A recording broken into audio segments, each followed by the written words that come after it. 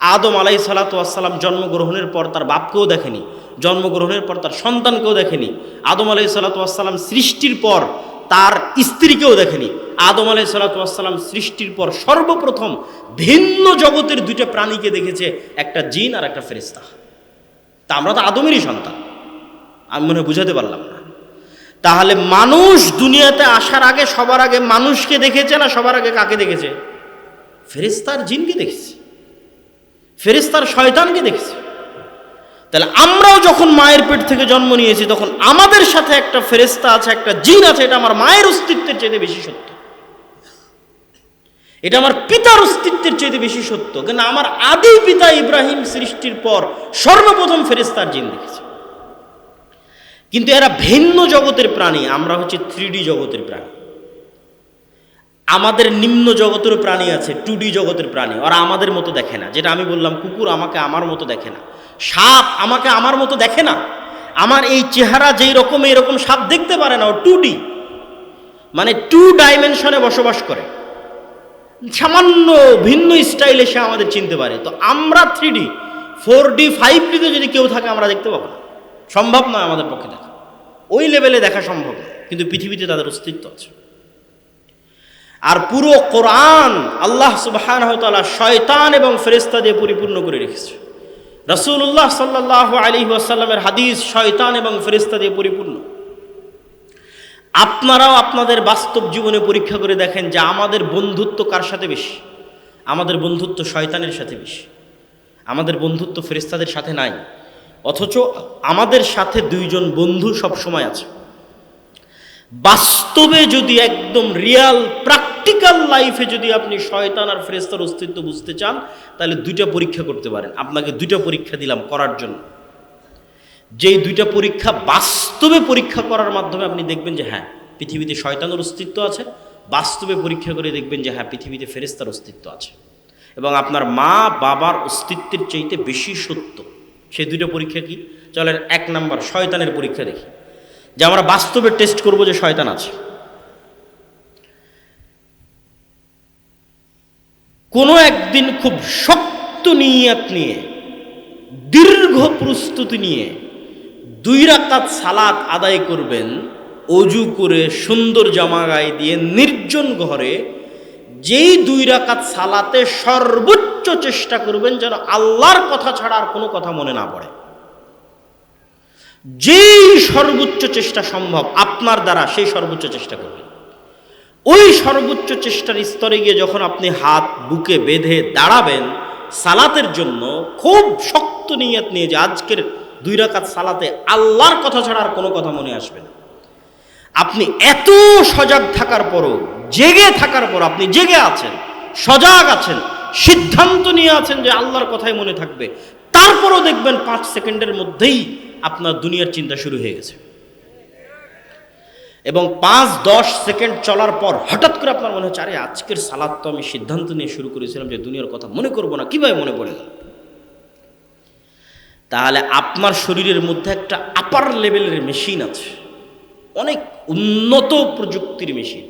এইটা এই মোবাইল নয়, কেন এই মোবাইল দিয়ে মানুষের সাথে মানুষের যোগাযোগ হয়, এর চাইতে কত হাজার লক্ষ কোটি গুণ ডেভেলপড মেশিন মানুষের শরীরের মধ্যে রাখা আছে, যেটা সায়েন্সের টেকনোলজির পক্ষে ধরা সম্ভব নয়।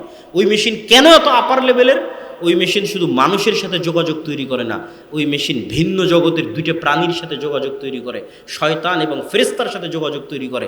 সেটা হচ্ছে মানুষের কলব, সেটা মানুষের মন, সেটা মানুষের হৃদয়, সেটা মানুষের নফস, সেটা মানুষের রূহ।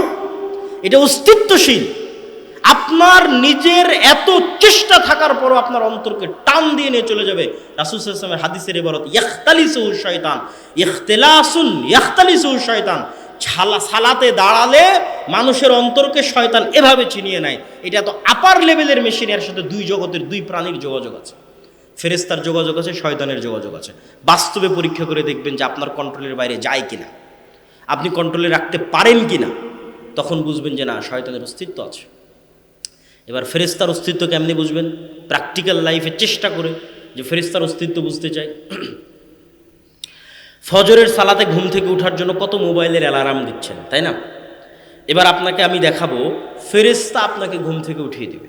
ফজরের সালাতে, ফেরেশতার অস্তিত্ব প্রমাণের জন্য। ফেরেশতা আপনাকে ফজরের সালাতে ঘুম থেকে উঠিয়ে দেবে। দুবাইয়ের যদি বিমানের টিকিট থাকে বা যদি ট্রেন থাকে ঢাকা, রাজশাহী, সিলেটের উদ্দেশ্যে সকাল 6টায়, তাহলে যেই রকম শক্ত নিয়াত থাকে যে কালকে ট্রেন মিস দেওয়া যাবে না, অথবা এসএসসি এইচএসসির পরীক্ষা থাকলে যেমন শক্ত নিয়াত থাকে সকাল 8টায় পরীক্ষা আছে মিস দেওয়া যাবে না, ওর চাইতে আরও মজবুত নিয়াতের যদি কোনো জায়গা থাকে তাহলে সেই লেভেলের মজবুত নিয়াত করেন যে কালকে ফজরের সালাতে উঠতে হবে। আমি যদি বুঝাতে না পারি সেটা আমার ব্যর্থতা। তথা বিমান ধরার লেভেলের যেই নিয়াত, ট্রেন ধরার লেভেলের যেই নিয়াত, পরীক্ষার হলের পরীক্ষা ধরার যেই লেভেলের নিয়াত, তার চাইতেও যদি বেশি লেভেলের কারো নিয়াত করার সক্ষমতা থাকে তাহলে সে নিয়াত করুক যে কাল সকালে ফজরে উঠতে হবে। কোনো অ্যালার্ম দেওয়ার দরকার নাই, কোনো মানুষকে বলার দরকার নাই যে আমাকে ফজরে ঘুম থেকে উঠিয়ে দিও, কোনো বাবা মা বন্ধু বান্ধব কাউকে বলার দরকার নেই। কেন? পৃথিবীতে তো আল্লাহর ফেরেশতা আছে। আপনি কেন বিশ্বাস করেন না যে পৃথিবীতে আল্লাহর ফেরেশতা আছে? আল্লাহর ফেরেশতা আছে। 24 ঘন্টা মুমিন বান্দাদের সহযোগিতা করার জন্য আল্লাহর ফেরেশতা আছে, 24 ঘন্টা। আপনি শক্ত নিয়ত করে ঘুমিয়ে যান, আপনাকে ঘুম থেকে উঠিয়ে দেওয়ার জন্য আপনার কাঁধের পাশে ফেরেশতা বসে আছে, ওটা উঠিয়ে দিবে। কিভাবে উঠিয়ে দিবে সেটা ফেরেশতার দায়িত্ব। আপনি পরীক্ষা করে দেখেন কেমনে আপনাকে ফেরেশতা উঠিয়ে দেয়, তার জন্য কিভাবে পরিবেশ তৈরি করবে সেটাও ফেরেশতার দায়িত্ব। এরা নূর। পৃথিবীর সব কাজের আড়ালের যে পর্দা আছে সেই পর্দা হচ্ছে ফেরেশতা। এটা চোখে দেখা যায় না, এটা বাস্তবে প্র্যাকটিক্যাল লাইফে ফিল করেন। আপনাকে ঘুম থেকে উঠানোর জন্য এখন আপনার বাচ্চাকে কাঁদাবে, আপনাকে ঘুম থেকে উঠানোর জন্য এখন বিদ্যুৎ চলে যাবে, আপনাকে ঘুম থেকে উঠানোর জন্য জোরে ঝাপটা বাতাস এসে আপনার বাড়িতে লাগবে, আপনাকে ঘুম থেকে উঠানোর জন্য কোথাও আপনাকে মশা কামড় দিবে, কি আপনাকে ঘুম থেকে উঠানোর জন্য সরাসরি এতদিন কোনোদিন ফজরের আজান আপনার কানে যেত না, আজকে ফজরের আজান আপনার কান দিয়ে ঢুকে একদম হৃদয়ে গিয়ে লাগাবে, সেটা করার জন্য আল্লাহর ফেরেশতা আছে। আপনি সকালে ঘুম থেকে উঠে যাবেন। আল্লাহর ফেরেশতার অস্তিত্ব রিয়াল লাইফে যদি অনুভব করতে চান, একটা কাজ দিলেন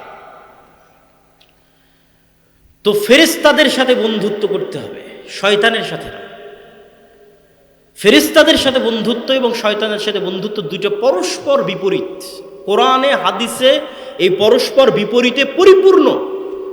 বাড়িতে প্রবেশের সময় বলছেন আসসালামু আলাইকুম, তাহলে শয়তান পালিয়ে যাবে, কে ঢুকবে? ফেরেশতা ঢুকবে। একটা আর একটার বিপরীত। যেখানে শয়তান আছে ওখানে ফেরেশতা নাই, যেখানে ফেরেশতা আছে ওখানে শয়তান নাই। খাওয়ার সময় বিসমিল্লাহ বলবেন না, তাহলে কে খাবে? শয়তান খাবে। আর বলবেন তাহলে ফেরেশতা সাথে থাকবে, বরকত এবং রহমত হবে। এরকম একটা আর একটার বিপরীত। ফেরেশতারা হচ্ছে পুত পবিত্র। আপনি যত বেশি অজু অবস্থায় থাকবেন তত আপনি দুনিয়াতে মানুষ, কিন্তু আপনি ফেরেশতা। মানে আপনি ফেরেশতার লেভেলে পৌঁছে যাচ্ছেন দুনিয়াতে মানুষ হিসেবে থেকে। কেননা সব জায়গায় নূর তৈরি হচ্ছে, আমল নূর তৈরি করে। এই নূর কিয়ামতের মাঠে দেখা যাবে, কবরে দেখা যাবে। বাস্তবে আমল নূর তৈরি করে এবং নূরের মাধ্যমে আমল আসমানে উঠে যায়। ইলাইহি ইয়াসআদুল কালিমুত তাইয়্যিব, প্রত্যেকটা আমল নূরের মাধ্যমে আসমানে উঠে যায়। আপনি আমল করবেন, নূর তৈরি হবে, নূর। ওযু করবেন, নূর তৈরি হবে। এই নূর কিয়ামতের মাঠে দেখা যাবে, প্রজ্বলমান থাকবে মানুষের নূর। এবং আপনার নূর দিয়েই সিরাতে মুস্তাকিমে আপনি দ্রুত গতি তৈরি হবে, কবরের অন্ধকার আলোকিত হবে। সম্মানিত উপস্থিতি, তাহলে শয়তান এবং ফেরেশতা পরস্পর বিপরীত সৃষ্টি এবং একটা আর একটার শত্রু হিসেবে কাজ করে। মানুষের সিদ্ধান্ত নেওয়ার দায়িত্ব, মানুষ ফেরেশতার সাথে বন্ধুত্ব স্থাপন করবে না শয়তানের সাথে বন্ধুত্ব স্থাপন করবে। যদি ফেরেশতার সাথে বন্ধুত্ব স্থাপন করে, নেককার বান্দাদের অন্তর্ভুক্ত হয়ে ফেরেশতাদের চেয়েও শ্রেষ্ঠ হয়ে যাবে, ফেরেশতাদের চেয়েও শ্রেষ্ঠ স্তরে পৌঁছে যাবে। কেননা মানুষ তো এমনি ফেরেশতাদের চেয়ে শ্রেষ্ঠ। তাহলে কিছু আমলের কথা আপনারা মনে রাখবেন। অসংখ্য আমল আছে, কিন্তু কিছু আমলের কথা মনে রাখবেন। যেমন দুই একটা উদাহরণস্বরূপ বলি। শুক্রবারের দিন যখন মানুষ মসজিদে প্রবেশ করে তখন মসজিদের দরজায় ফেরেশতা বসে থাকে এবং নাম লিখতে থাকে কত মানুষ আসবে। খতিব সাহেব খুতবা শুরু করার আগ পর্যন্ত, মিম্বারে ওঠার আগ পর্যন্ত ফেরেশতারা লিখতে থাকে। আর যখন খতিব সাহেব খুতবা দেওয়া শুরু করে তখন ফেরেশতারা তার লেখা বন্ধ করে দিয়ে খতিব সাহেবের বক্তব্য শ্রবণ করা শুরু করে। পৃথিবীতে একদল ফেরেশতা আছে যারা সাইয়ারুন, ভ্রমণ করতে থাকে। কোথায় মানুষ আল্লাহর নাম উচ্চারণ করছে সেখানে গিয়ে তারা একসাথে ঘিরে ধরে এবং বসে, এবং সেখানে আসমান থেকে সাকিনা, রহমত এবং বরকত অবতীর্ণ হতে থাকে। যেমন আমরা যদি আল্লাহর সন্তুষ্টির জন্য এখানে একত্রিত হয়ে থাকি, তাহলে এখানে অন্য যে কোনো স্বাভাবিক সময়ের চেয়ে এখন ফেরেশতা বেশি আছে না কম আছে? এখন ফেরেশতা এখানে বেশি আছে, অন্য যে কোনো স্বাভাবিক সময়ের চেয়ে এখন এখানে ফেরেশতা বেশি আছে। রাসূলুল্লাহ সাল্লাল্লাহু আলাইহি ওয়াসাল্লাম ফেরেশতাদের বিষয়ে এরকম অসংখ্য হাদিস বলে গেছেন বিভিন্ন আমলের ক্ষেত্রে। যেমন কেউ যদি তার অসুস্থ ভাইকে দেখতে যায়, তাহলে তার জন্য ফেরেশতা ইস্তেগফার এবং ক্ষমা প্রার্থনা করতে থাকে। কেউ যদি সালাত আদায় করে সালাতের জায়গায় যতক্ষণ বসে থাকে জিকির আজকার তাসবিহ তাহলিল পাঠ করবে, ততক্ষণ ফেরেশতা তার জন্য দোয়া করতে থাকবে। যারা সালাতে প্রথম কাতারে দাঁড়ায় তাদের জন্য ফেরেশতা দোয়া করতে থাকে। এরকম অসংখ্য হাদিস আছে। এগুলোর মাধ্যমে ফেরেশতাদের সাথে বন্ধুত্ব তৈরি হয়। আপনি আপনার সাথে ফেরেশতাকে দেখেও ফেলতে পারেন, অসম্ভব কিছু। ফেরেশতার আলামত এবং অস্তিত্ব অনুভবও করে ফেলতে পারেন, অসম্ভব কিছু। রাসূলুল্লাহ সাল্লাল্লাহু আলাইহি ওয়াসাল্লামের একজন সাহাবী রাতের বেলা কোরআন তেলাওয়াত করতেছে, সহিহ হাদিস। তো ঘোড়ার আস্তাবলের পাশে কোরআন তেলাওয়াত করতেছে। তো কোরআন তেলাওয়াতে ঘোড়া এমনভাবে লাফানো শুরু করেছে যে ওই সাহাবী বলছে যে আমার বাচ্চার উপর ঘোড়া উঠে যেতে পারে, এই ভয়ে আমি তেলাওয়াত বন্ধ করে দিলাম। ঘোড়া যখন থেমে গেল, আবার তেলাওয়াত শুরু করলাম, আবার থামিয়ে দিলাম, আবার তেলাওয়াত শুরু করলাম। 3 বার এই ঘটনা ঘটার পর আমি আর তেলাওয়াত করলাম না। পরের দিন রাসূল সাল্লাল্লাহু আলাইহি ওয়াসাল্লামকে এসে বললাম ঘটনা এই। রাসূল সাল্লাল্লাহু আলাইহি ওয়াসাল্লাম বললেন, তোমার তেলাওয়াতে ফেরেশতারা একত্রিত হয়েছিল। আল্লাহু আকবার। ওই ফেরেশতাদেরকে ঘোড়া দেখতে পাচ্ছিল, এই জন্য সে লাফাচ্ছিল। তুমি যদি সকাল পর্যন্ত তেলাওয়াত অব্যাহত রাখতে, তাহলে মানুষরাও ফেরেশতাদেরকে দেখে নিতে পারত। তাহলে ফেরেশতার অস্তিত্ব আপনি বাস্তবেও দেখে ফেলতে পারেন, অস্বাভাবিক কিছু না। কিন্তু ওই লেভেলের আমল লাগবে, ওই লেভেলের ঈমান লাগবে ফেরেশতার অস্তিত্ব দেখার জন্য। সম্মানিত উপস্থিতি, আজকের বক্তব্যের শেষের দিকে চলে এসেছি। আপনাদের ধৈর্যচ্যুতি ঘটার আগেই বক্তব্য শেষ করব। অতএব অনুরোধ করব, যারা বসে আছেন তারা হাঁটা চলা উঠা বসা না করে মনোযোগের সাথে ন্যূনতম যতটুকু এই বক্তব্য থেকে আপনাদের উপকার হবে সেই উপকার গ্রহণ করার চেষ্টা করুন। আমরা আলোচনা করছি ঈমান বিল গায়েব, অদৃশ্যের উপর বিশ্বাস। চোখে দেখা যায় না এমন জিনিসের উপর বিশ্বাস। তো চোখে দেখা যায় না এমন জিনিসের একটা বড় আল্লাহ ঈমানের লিস্টে আল্লাহর পরে 2 নম্বরে রেখেছে কাদেরকে? মালায়েকা, ফেরেশতাদেরকে। আল ঈমান বিল মালায়েকা। রাসূল সাল্লাল্লাহু আলাইহি ওয়াসাল্লাম বলছেন, দাজ্জাল সমগ্র পৃথিবীতে বিচরণ করবে, কিন্তু মক্কা মদিনায় যখন প্রবেশ করতে আসবে তখন মক্কা মদিনার প্রত্যেকটা দরজায় উন্মুক্ত তরবারি হাতে ফেরেশতাদেরকে পাবে। তো ফেরেশতাদের অস্তিত্ব ভুয়া না বাস্তব অস্তিত্বশীল? বাস্তব অস্তিত্বশীল, ভুয়া নয়। এবার দ্বিতীয় আর একটা ঈমানের সংক্ষিপ্ত কথা বলবো, আল ঈমান বিল আখিরাহ, পরকালের উপর বিশ্বাস।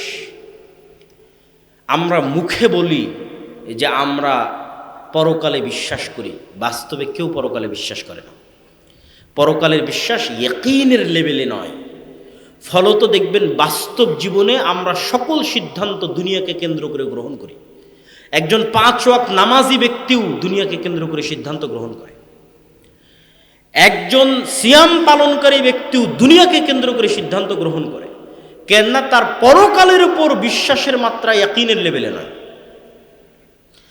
যে পরকালের জীবন প্রকৃত জীবন, দুনিয়ার জীবন কোনো জীবন নয়, এবং পরকালে আল্লাহ আমাদের পুনরায় জীবিত করবেন, এই বিশ্বাসের মাত্রা, যে যেন কিয়ামত হয়ে গেছে, যেন আমরা মৃত্যুবরণ করেছি অতীতকাল।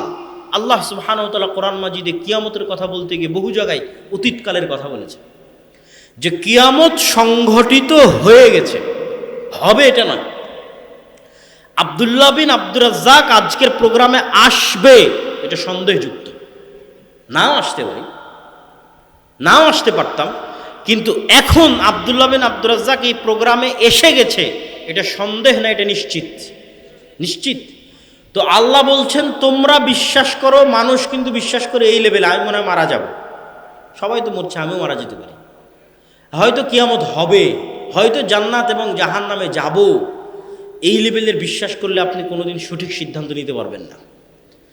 আপনার বিশ্বাসের লেভেল নিয়ে যেতে হবে, মুসলমানদের বিশ্বাসের লেভেল নিয়ে যেতে হবে যে মৃত্যু হয়ে গেছে, আমি মারা গেছি। এটা কল্পনা করা কঠিন কিছু নয়। দেখেন আজকে 2025 সাল, আমরা এখানে যদি গড়ে 20, 30, 40 বছরের মানুষ বসে থাকি, তাহলে 2100 সালে 2099 সালে আমরা কেউ পৃথিবীতে নাই, কেউ নাই। তাহলে এখন পৃথিবীতে 2100 সাল চলতেছে, আমরা সবাই পৃথিবী থেকে বিদায় নিয়েছি। অন্তত এখানে যতজন উপস্থিত আছে কেউ নাই পৃথিবীতে, সবাই পৃথিবী থেকে বিদায় নিয়েছে অতীতকাল। এবং কিয়ামত সংঘটিত হয়ে গেছে, হবে, এটা আবার কি হয়ে গেছে সংঘটিত। কবর এবং কিয়ামতের মাঠের বিচার সব সম্পূর্ণ হয়ে গেছে। এখন আমরা জান্নাতে অথবা জাহান্নামে আছি। জাহান্নামের কথা বাদ দিলাম, আল্লাহ আমাদের জাহান্নাম থেকে হেফাজত করুক, আল্লাহুম্মা আমিন। মনে করেন জান্নাতি আছে। এখন জান্নাতের সর্বনিম্ন স্তর যেটা আল্লাহ সুবহানাহু তাআলা ধরেন আমাদেরকে জান্নাতের সর্বনিম্ন স্তরে দিয়েছে। এখন জান্নাতের সর্বনিম্ন স্তরই ধরেন গোটা আসমান এবং জমিনের সমান। আল্লাহু আকবার। তো জান্নাতের সর্বনিম্ন স্তরে গিয়ে জান্নাতীর আফসোস, জান্নাতের সর্বনিম্ন স্তরে গিয়ে জান্নাতীর আফসোস। পৃথিবীতে আপনি যদি স্তরের পার্থক্য বুঝতে চান, কিভাবে বুঝবেন? যখন ট্রেনে সফর করেন, AC seat, AC berth, non AC, আর একদম স্ট্যান্ডিং টিকিট, দাঁড়ানো, কোনো সিটি নাই। এটা হলো স্তর। একজন টিকিট নিয়েছে দাঁড়িয়ে যাবে, একজন টিকিট নিয়েছে বসে যাবে কিন্তু নন এসি, একজন টিকিট নিয়েছে বসে যাবে কিন্তু এসি, আর একজন টিকিট নিয়েছে শুয়ে যাবে, এসি বার্থ। স্তরভেদ। আপনাদের এখানে পুরো গ্রামে অসংখ্য বাড়ি আছে, কোনো বাড়িতে ফ্যান আছে, কোনো বাড়িতে এসি আছে, কোনো বাড়িতে ফ্যানও নাই, এসিও নাই, কারেন্টও নাই। কোনো বাড়ি মাটির, কোনো বাড়ি পাকা, কারো বাড়ি বড়, কারো বাড়ি ছোট, কারো বাড়িতে টয়লেট আছে, হাই কোমোট, লো কোমোট, অসংখ্য স্তরভেদ।